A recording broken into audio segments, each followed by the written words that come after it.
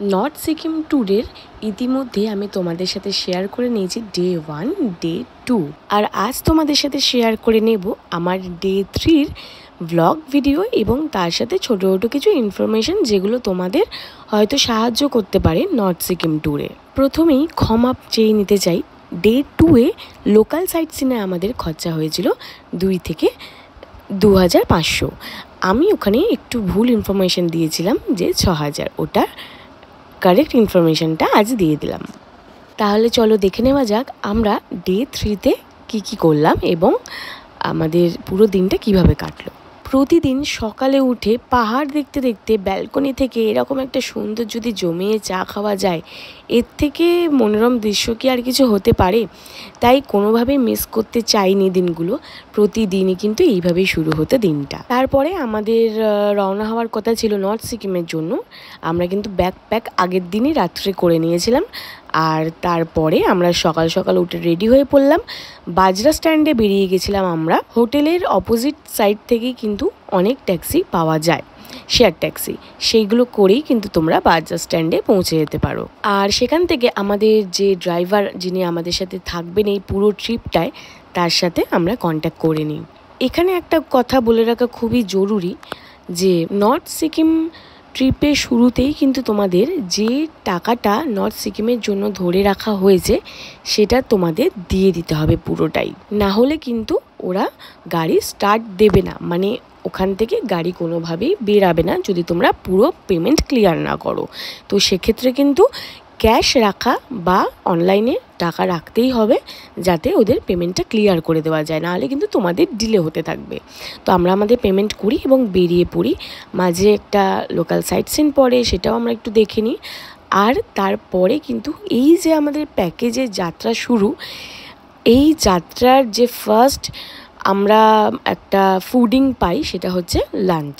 লাঞ্চে ছিল ডিম, একটা ফুলকপি আর তরকারি, এছাড়া ছিল বাকি আলু ভাজা, ভাত। তো এগুলো তোমরা তোমাদের মতো নিতে পারো, মানে আমরা যাদের সাথে গেছিলাম আর কি, যে এজেন্সির সাথে, তাদের কিন্তু একদম বুফে সিস্টেম ছিল।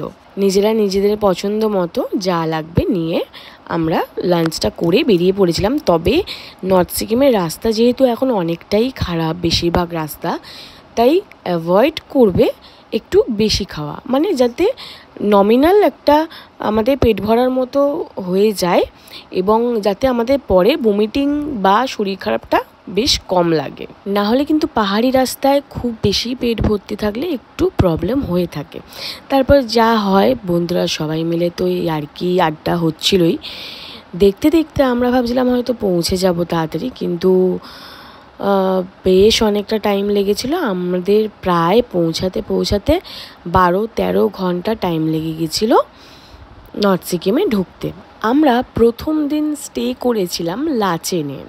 যতই ওপরে উঠছিলাম ততই কিন্তু জনসংখ্যা এবং তার সাথে সাথে যে দোকান বা সব কিছুই কমতে থাকছিল। একদম জনমানব শূন্য এরকম রাস্তায় একটা দোকান এবং সেখান থেকে চা খাওয়া বা জাস্ট একটা স্ন্যাক্স, আর তার সাথে রোমাঞ্চকর একটা পরিবেশ, অসাধারণ একটা দৃশ্য যাকে বলে। তো যাই হোক, আমরা এরপরে আমাদের হোমস্টেতে পৌঁছাই, আর আমাদের হোমস্টের নাম ছিল দ্য হেভেন নেচার। নিচের রুমগুলো মোটামুটি ভালো, তবে ভিউ রুম কিন্তু ওপরে। তবে ব্যালকনি এখানে কোনো অ্যাটাচ নেই, এখানে একদমই কমন ব্যালকনি রয়েছে। আর রুমগুলো ছিল বেশ বড় বড় এবং মোটামুটি ভালো ছিল। লাচেনে কিন্তু আমাদের এটা সেকেন্ড ইনক্লুডিং ফুডিং ছিল। তো এখানে আমাদের 2 পিস চিকেন, এছাড়া ডাল, ভাত, সাথে একটা সবজি দেওয়া হয়েছিল।